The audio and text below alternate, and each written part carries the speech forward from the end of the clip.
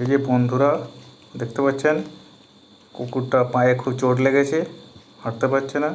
তা কুকুরটাকে মুড়ি খেতে দেওয়া হয়েছিল, মুড়িগুলো খেয়ে নিয়েছে। মুড়ি ওই জল মুড়ি এসবগুলোই ছিল, বেশি কিছু দেওয়া হয়নি। খেয়ে নিয়েছে, খেয়ে নিয়ে কুকুরটা এখন বিশ্রাম নিচ্ছে। তারপরে এখন জল আনার ব্যবস্থা করা হচ্ছে, দেখা যাক জল খায় কি না।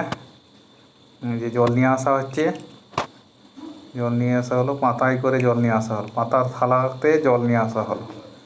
এই জল নিয়ে আসা হলো, জল দেওয়া হলো কুকুরটাকে। এই জলটা খাচ্ছে। কুকুরটা মুড়ি খেয়েছিল, মুড়ি খাওয়ার পর জল খাচ্ছে। কুকুরটা মনে হচ্ছে খুবই তৃষ্ণা পেয়েছিল, তৃষ্ণা এই যে জলটা সবই খেয়ে নিচ্ছে।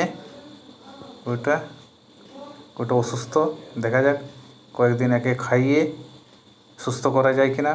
পায়ে আর মাঝে গাড়িতে ঠোকা হয়েছে বা আঘাত লেগেছে হয়তো, এখন ওর শুশ্রূষা চলবে।